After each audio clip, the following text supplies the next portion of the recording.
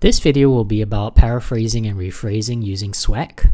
So SWAC stands for synonym, word class, active, passive, and cause and effect. So firstly, why do you use paraphrasing and when do you use paraphrasing? All right. As we've gone through in my essay structure, the first sentence will address the topic, and that's where you normally paraphrase the topic in the question. That is something that you will need to do. I mean, that's one way of starting your essay. That's a very common way and an acceptable way also, which is to paraphrase the topic part of the question, the T part of the question. Why do we do this? Firstly, it serves as an introduction to the essay. If you don't do that, if you copy words from the question itself, the examiner will basically take away the number of words you've used because you've pretty much just copied the question, and so they'll just take away the number of words from your word count.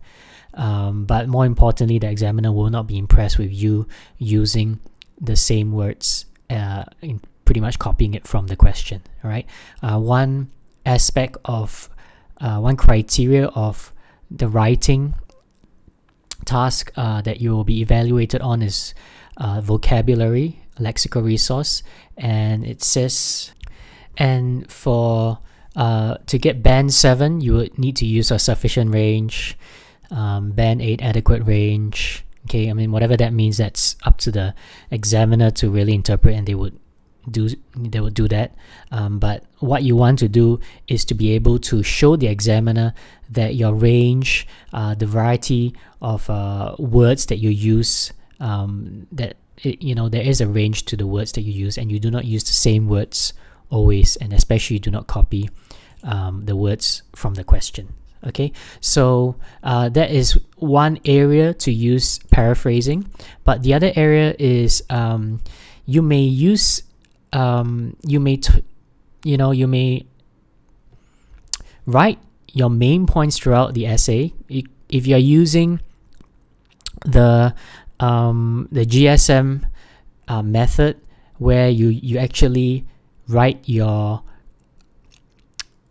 specific points in the introduction, in the part where you address the question, then if you want to write your specific points in the introduction, and of course you're going to mention the specific points again in the body paragraphs, and you may mention the specific points again if you want to in the conclusion, then you don't want to use the same words and the same phrases to mention those points again. All right.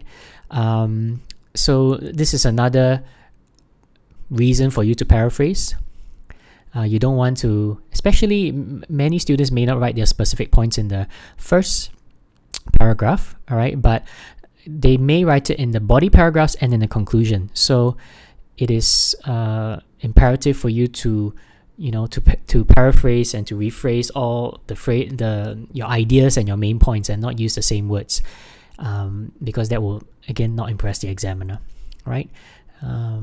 So those are the two important places where you would need to paraphrase in the introduction, and perhaps if you mention your introduction, to paraphrase the topic part of the question, and for the if you're going to talk about your main points in introduction, the body paragraphs, and then the conclusion, then you will need to start paraphrasing. Okay, I don't recommend that you write your main points in all three places, because that will take a lot of paraphrasing, that will take a lot of rephrasing of your points, and it is not something that you want to do. Okay, because sometimes it will be a challenge for students to paraphrase and to rephrase their points, right? Now, one thing you need to note is that it's not necessary to paraphrase or rephrase every single word. Some words can be used as it is. Some words are just, you can't change it. And if you try to find a way to change it, it may just not be right. Okay? So don't think that it is necessary for every single word to change, right? Okay, so let's just go to the first way of paraphrasing or rephrasing, which is using synonyms. Okay, so synonyms are words with similar meanings, and that is probably the first thing that students think of when they want to, use different words. They just use, when they want to paraphrase, they just use words with similar meanings but different words, which means a word for word kind of exchange, okay, a replacement of one word with another word, okay, and that is fine, but that's not the best method, and but it is the beginning, okay. It's a good method to, it's a good thing to start with, right? So let's just have a look. This question says, some people say that mobile phones should be banned in public places such as libraries, shops, and public transport.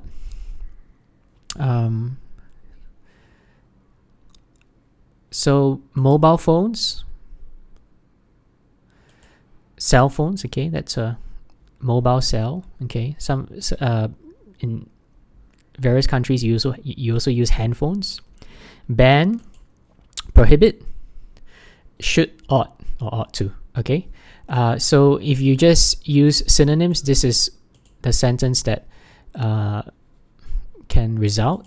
There are those who would argue that cell phones ought to be prohibited in public places, okay, if you want to put such as blah blah blah, all right.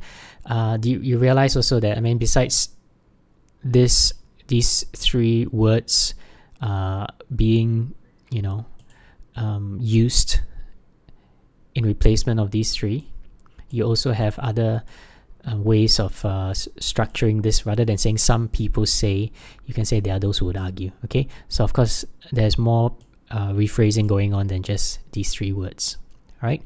But that is one way to paraphrase or rephrase, okay. So it's a word for word replacement. Now, one thing you have to take note of is that you can't always do that, a word for word, and especially students, what they like to do is they like to go to their dictionary, their thesaurus. Thesaurus is where you find synonyms, and they use their own dictionary in their own native language, or even an English thesaurus, and they pick another word and they kind of like put it in for replacement, and they think, oh, okay, everything is fine. But just be careful, because a lot of times it's not going to fit, and that is the mistake that students make, right? You can't just anyhow take any word that a thesaurus says has similar meaning and just put it in and replace the word in question, right? Because it doesn't fit. The context is wrong, okay, it's different. You can't use that word in this particular context, and it will be very awkward. The examiner will definitely be able to, they will realize that you are just, kind of like using a synonym, and you don't understand how to use the synonym. You just put it in replacement for another word, okay. So that is the challenge here. This is the easiest way to paraphrase and rephrase, but it is also an easy way for you to make mistakes, right? Ensure that the synonym you use is the same word class. Word class meaning noun, verbs, adjective, adverbs, okay, etc., etc. So you would need to, if you say ban is a verb. If you are going to substitute one, just really replace this with this word, this one has to be a verb too. You can't use prohibition, okay. I mean, no, you can use prohibition if you change the sentence structure a bit, but here, if you're just doing word for word, make sure the word class is the same, all right. And be careful when using the thesaurus. As I mentioned, as a word suggested may not fit in the original context. This is the most common mistake when using synonyms, right? Also, when using a synonym to replace the original word, it may not be enough just to replace the original word with the new word. You may need to change the collocation or the word pattern. Let me just make this a bit bigger. Okay, so you may need to change the collocation or the word pattern. So you're going to learn about collocations and word patterns in writing class 2, and this is important. So let's just have a look at this. Okay, we should teach children to cooperate. Okay, so if that's the original sentence, you think you go to the dictionary, you find teach has similar, nurture has a similar meaning to teach, and then you just substitute it. We should teach children to cooperate. And you put we should nurture children to cooperate. All right. Now, this is wrong. Firstly, as you can teach someone to do something. This is a word pattern. Okay. You can teach someone to do something, but not nurture someone to do something. Okay, so you have to understand how you use the word may differ from the way you use the original word. Okay, so these are some, and collocations also. Okay, collocations, you just have to, collocations are words that go together naturally. So just take note of, go back to my writing class 2 where I discuss collocations, and you can't just substitute a word one for one, put a synonym into the original word, replace the original word with a synonym, and expect, and if you have, and expect everything to be perfect. Okay, that language is a bit more difficult than just doing this. So that is, you face a number of challenges when using synonyms. The context, understanding that the synonym may be used in a different way in terms of the word patterns and in terms of the collocations. Okay, okay, so that is for using synonyms, the S. Let's go to the next method of paraphrasing, which is using different word classes. All right, the 4 major word classes are nouns, verbs, adjectives, and adverbs. Of course, there are prepositions and conjunctions, but we're just going to focus on these 4, and these are the more important word classes. The point here is to note, firstly, you note the important keywords in the sentence and try to change the word class of 1 or 2 of them, and this would result in a complete rephrase of the sentence. Okay, this method, this W method, using the word classes, changing the word classes, is probably a better way to paraphrase and rephrase your sentence compared to, say, the first one, which is using synonyms. The reason I say it's better is that you are going to change the whole structure of a sentence more often than not, and it's better to do a complete change of it shows the examiner your ability in terms of your grammar and in terms of your vocabulary to really let them know that you have that control over your grammar and your vocabulary, and you can understand how to completely use a sentence with a different structure to express the same thing. Okay, so let's have a look at this. Nowadays, the amount of garbage we produce is increasing, and this is becoming a global problem. So you have a we produce here. This, by the way, should be a that we produce, but you don't have to write the that. It's a relative clause, okay, describing the garbage. So this is a verb, and this is another verb in the present continuous tense, right? So maybe you could change produce to produce as a verb, to production as a noun, is increasing as a verb, to increase as a noun. Okay, of course, increase is a verb, and also a noun. Okay, and increase, that's also a noun. So I'm pronouncing it differently because the noun version, the stress is in the first increase, in the first syllable, but the verb, normally the way you pronounce it, to increase, is in the second syllable. Okay, so but of course, if you're writing, you wouldn't know all this, but just to let you know, this word increase can be used as a noun and a verb, right? So we've changed these are important words, okay, and we've changed the word class, and here it becomes, these days there is an increase in production of rubbish throughout the world. Okay, so you see that this sentence and this sentence is totally different. The structure is totally different. You don't start with, the subject is no longer the amount of garbage we produce. The subject is, in the first sentence, is this, but here you use a there as a subject. Okay, this special structure there is, okay, there plus be. So this is a bigger change, right? And as I mentioned, this is probably a better way to paraphrase and rephrase your sentences, right? When changing word classes, it is also important to take note of collocations and word patterns. Again, the same thing, okay, as before. If you're going to use a noun, then you'll most likely need to think of a verb that collocates, that combines well with the noun. You will also need to consider the word patterns. For example, when you change prefer to preference, you need to use the correct verb have, and also use for after preference. Okay, so if you say many people prefer to study abroad, If you're going to change this, rather than using prefer as a verb, you're going to use preference as a noun. Then it will be many people have a preference for studying. So firstly, you are using as a noun. You have to know, you have to find the correct verb. Okay, I'm not going to explain to you what collocations are, because I go through that pretty much in depth in writing class 2.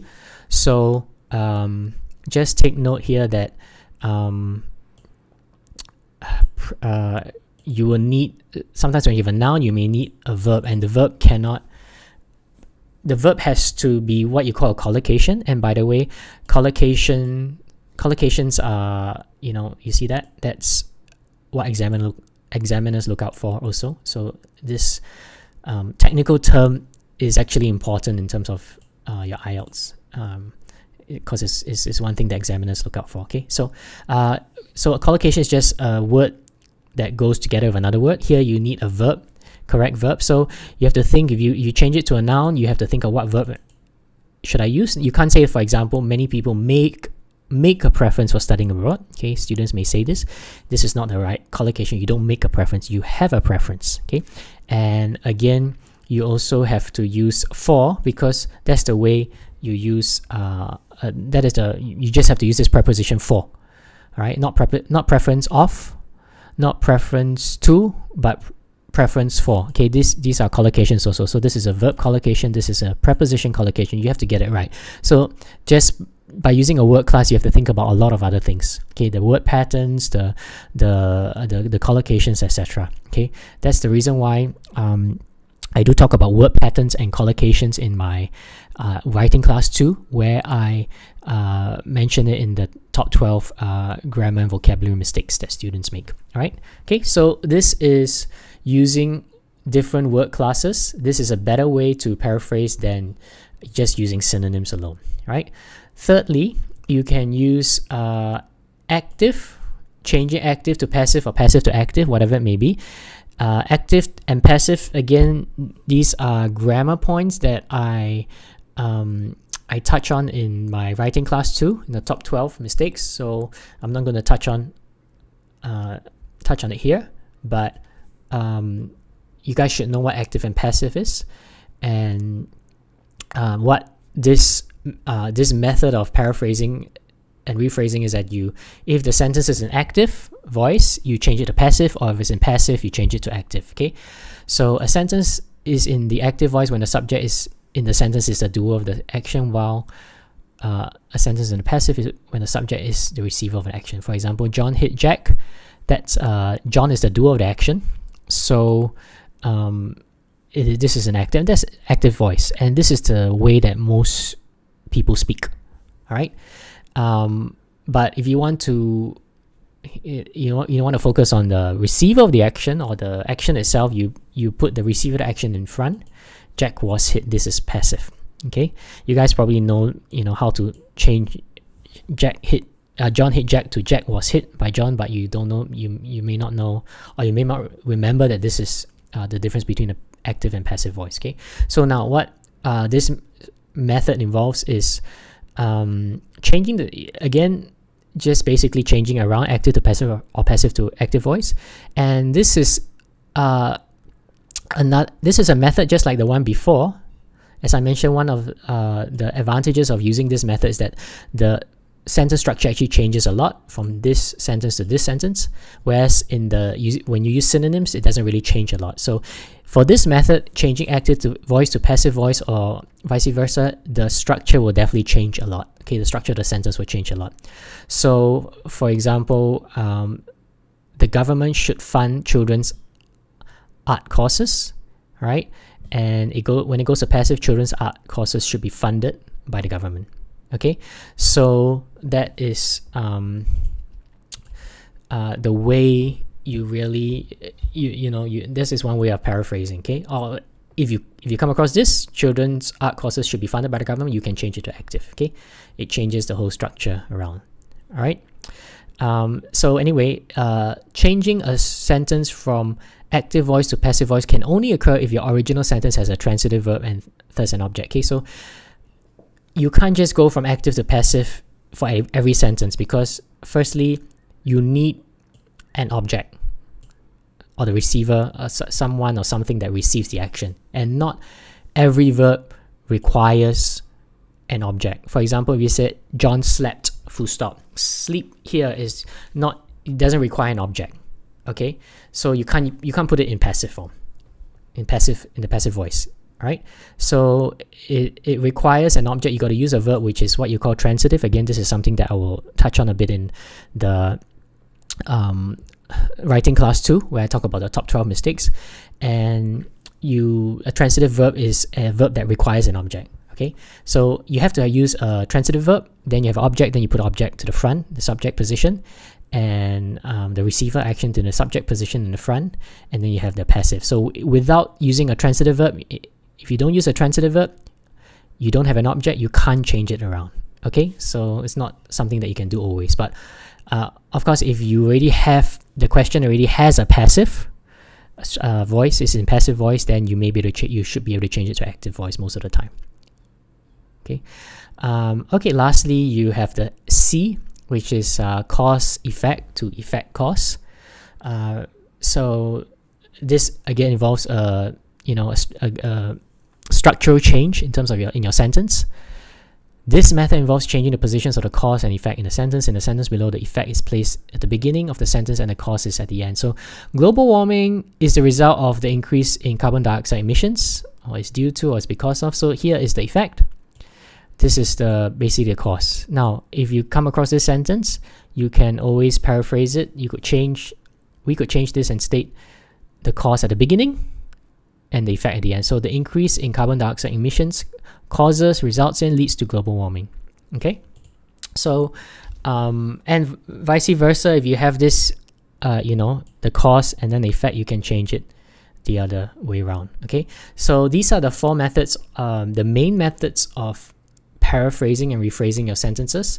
Again, they are used in your introduction. You can to paraphrase the topic part of the question, and it can also be used in the when you want to paraphrase the main points. If you're going to mention your main points throughout your essay, maybe in your introduction, your body, and your conclusion. But especially because for most students, they're going to mention their main points in the body, and then they want to summarize it in the conclusion. You would this is a good way to to paraphrase and rephrase your sentences. Okay, these are not the only ways, but these are just some ways that you should consider. These are the most basic and common ways. All right.